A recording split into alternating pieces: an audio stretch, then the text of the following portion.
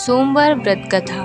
भगवान शिव शीघ्र प्रसन्न होने वाले और बहुत ही भोले स्वभाव के माने जाते हैं, इसलिए तो उन्हें भोलेनाथ कहा जाता है।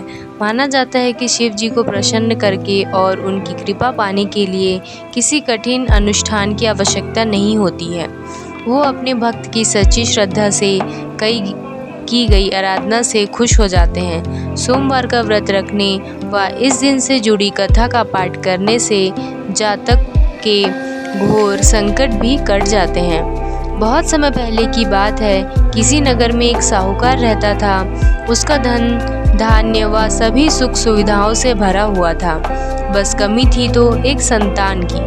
संतान पाने के लिए साहूकार हर सोमवार को उपवास रखता था और शिव मंदिर जाकर पूरी आस्था से शिव पार्वती की पूजा अर्चना करता था। उसकी अटूट भक्ति से माँ पार्वती प्रसन्न हुई और भगवान शिव से निवेदन करने लगी कि हे स्वामी, आप तो अपने भक्त की पुकार शीघ्र सुन लेते हैं, कृपया साहूकार पर भी दया करें और उनकी मनोकामना पूर्ण करें।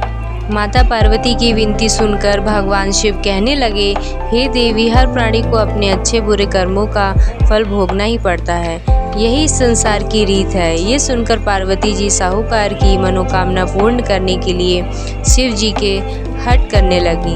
बहुत समझाने पर भी जब माता पार्वती न मानी तो शंकर भगवान ने साहूकार को संतान प्राप्ति का वरदान दिया, किंतु उन्होंने कहा कि ये बालक अल्पायु होगा और मात्र 12 वर्ष तक ही जीवित रह सकेगा। उधर साहूकार भगवान शिव व माता पार्वती की बातें सुन चुका था, इसलिए उसे संतान प्राप्ति का वरदान पाने के बाद भी कोई प्रसन्नता न हुई, किंतु वो अब भी पहले की तरह ही पूरी श्रद्धा से भगवान भोले शंकर की आराधना करता रहा। वरदान पाने के कुछ ही समय बाद साहूकार की पत्नी गर्भवती हुई और 9 महीने बाद एक सुंदर बालक को जन्म दिया। जब बालक 11 वर्ष का हुआ तो साहूकार ने उसके मामा को बुलाकर कहा कि इसे काशी पढ़ने के लिए ले जाओ। तुम लोग रास्ते में यज्ञ व दान पुण्य करते हुए जाना। यह कहकर साहूकार ने उन्हें खूब धन देकर विदा किया। इधर काशी प्रस्थान के बाद मामा भांजे एक गांव से गुजर रहे थे। वहां एक राजकुमारी का विवाह हो रहा था, परंतु राजकुमार एक आंख से काना था। तभी वर के पिता ने साहूकार के बेटे को देखा और उसके मामा से कहा, तुम अपना भांजा कुछ समय के लिए हमें दे दो, विवाह संपन्न हो जाए उसके बाद ले जाना। राजकुमार के पिता ने दोनों को खूब धन दिया और इस प्रकार साहूकार के बेटे के साथ राजकुमारी का विवाह संपन्न हो गया। साहूकार का पुत्र बड़े ही ईमानदार स्वभाव का था, इसलिए उसे जैसे ही अवसर मिला उसने राजकुमारी की चुन्नी पर लिखा कि तुम्हारा विवाह तो मेरे साथ हुआ है, किंतु जिस राजकुमार के साथ तुम्हें भेजा जाएगा वो एक आंख से काना है। जब राजकुमारी ने साहूकार की लिखी पढ़ी तो बोली, स्वामी, मैंने अग्नि को साक्षी मानकर आपके साथ फेरे लिए हैं। अब मैं आपके अलावा किसी और को अपना पति स्वीकार नहीं करूंगी। पत्नी की बात सुनकर साहूकार के बेटे ने कहा, ऐसा मत कहो, मैं अल्पायु हूँ, कुछ ही दिन में 12 वर्ष की आयु होते ही मेरी मृत्यु निश्चित है।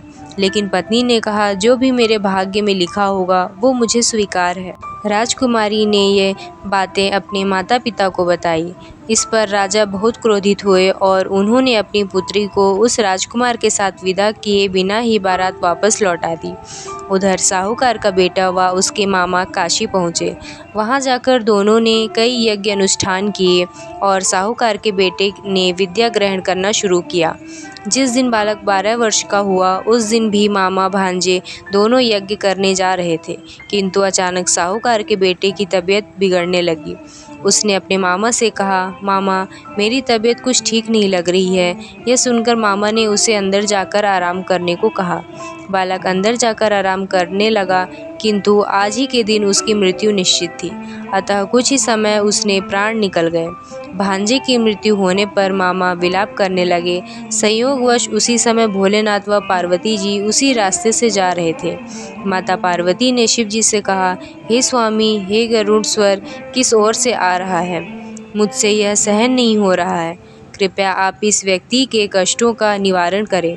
माता पार्वती की विनती सुनकर जब भगवान शिव मृत्यु बालक के पास पहुँचे तो देखा कि ये उसी साहूकार का पुत्र है जिसका जन्म मेरे वरदान स्वरूप हुआ था और अब इसका जीवन पूरा हो चुका है।